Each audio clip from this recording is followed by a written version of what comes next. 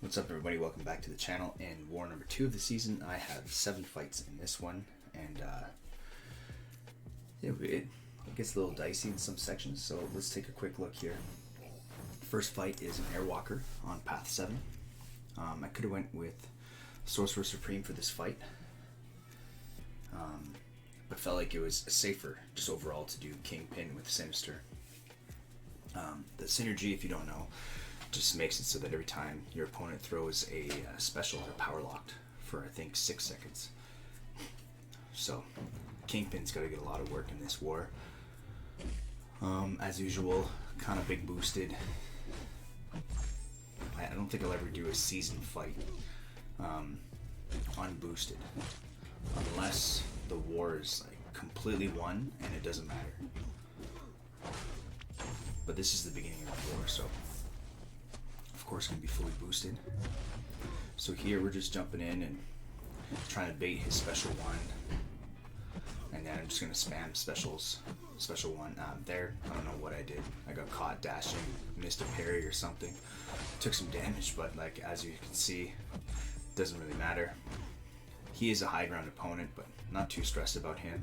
Here I let him get up to SP2, which could have been scary considering I wasted my invulnerability boost, so I got a bit lucky here.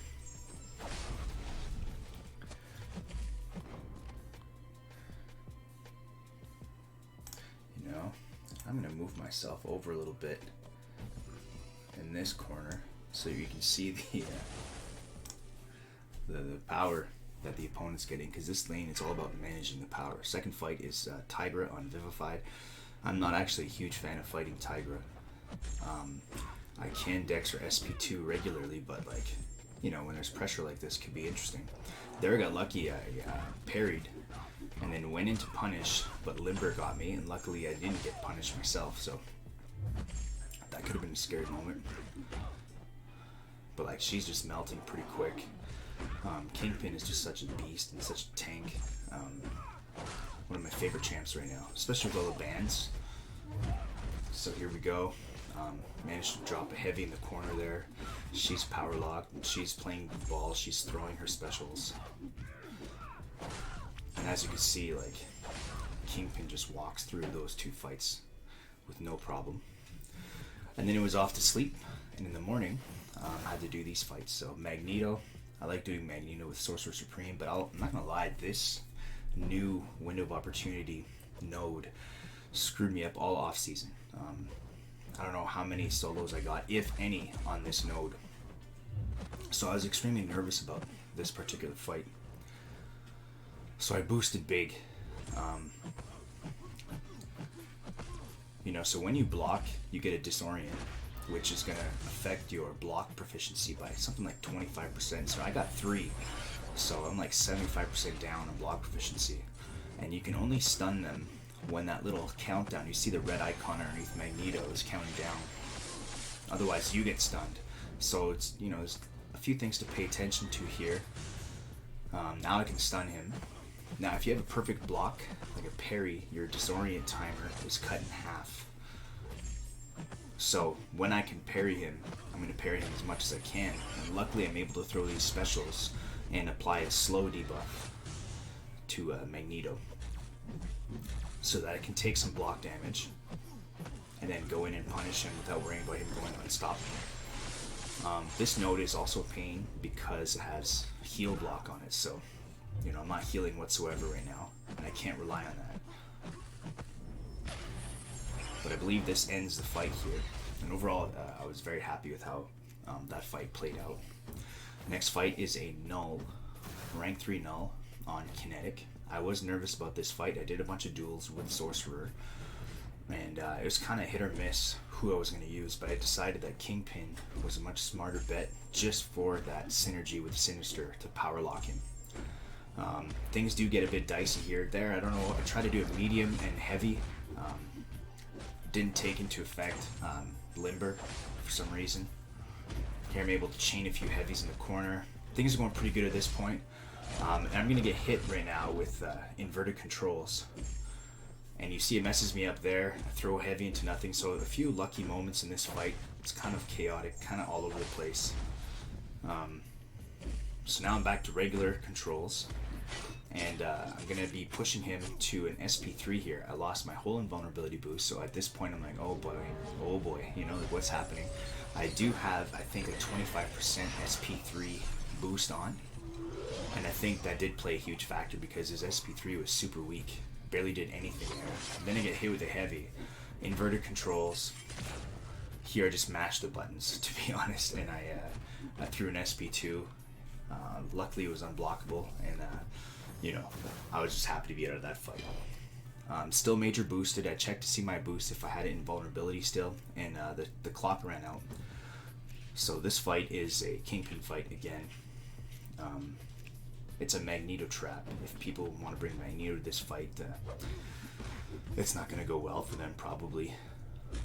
So here the idea is just to, you know, get him to a special one and try to bait it out. And here I'm like, come on, bro, throw your special, you know. And he's just not playing ball whatsoever. And you'll see, like, he's about to throw his special one here, and I've been baiting it for what feels like 35 minutes, and then finally he throws it and I don't block it. I just take it. Luckily invulnerability boost, but you know, I was a little bit annoyed there. I was like, come on, you know, at least this one I'm able to block it, and because the power lock kinetic transference is just like out the window. So, you know, Kingpin is just really the king for this lane. And there I didn't know the stupid thing, you know, I did the medium heavy, not taking into account like limber. I know, just you know, some silly mistakes in this one, but luckily Kingpin is just such a tank and can take hits. And there I got lucky too, because he parried me, but he didn't stun me, and he was right at 18%. So I think the fact that I have a point in Assassin is what saved me there. And then I have Mojo. This fight made me a bit nervous. So this whole, like, these 4 fights in a row here made me super nervous. Here, you know, I want to bait his special one again. I know I'm going to degen in this fight. And I do have the invulnerability boost on this one too, so I'm not too worried about actually getting hit with the special 3 here. And again, the synergy worked out perfectly for me, because that special one, all those blocked hits on a regular fight, you know, he would have got up to like 2 bars of power, and it could have just been really bad news here. So far it's going okay, I guess, and all the damage I've taken is from degen, and it's substantial damage, you know. Here I kind of get into a groove. I got a few special ones going on. We stacked a few degens on him. At this point I'm not actually worried about him getting to SP3, but there I missed his special 2, took my whole invulnerability boost. I got 4 degens on me. Anyways, if you watch these 4 fights, you know, really the only fight that is kind of something you can learn from is the Magneto fight with Sorcerer Supreme. But you know, Null and Kingpin, oh wait, Null, Punisher, and Mojo, I just got lucky, you know, using the boosts, I guess. Then I had to let my boosts wear off because I have this Hulkbuster on Rage. And yeah, it's another Kingpin fight. Just make sure we go up to full health.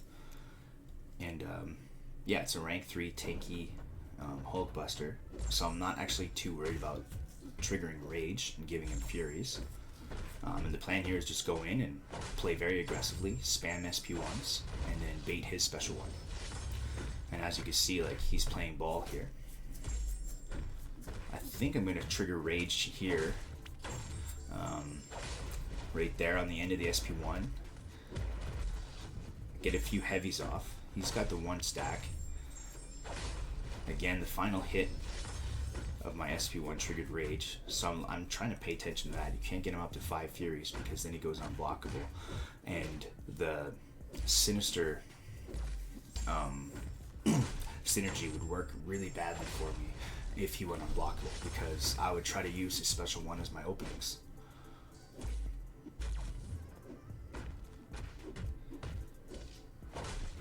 But at this point, I'm seeing he's down to 25%.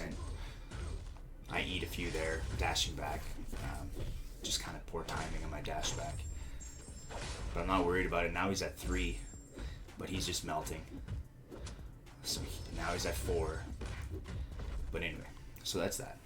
So there we go, 7 fights. 6 of them with the Kingpin. And that was it for me for this war. We had 16 deaths.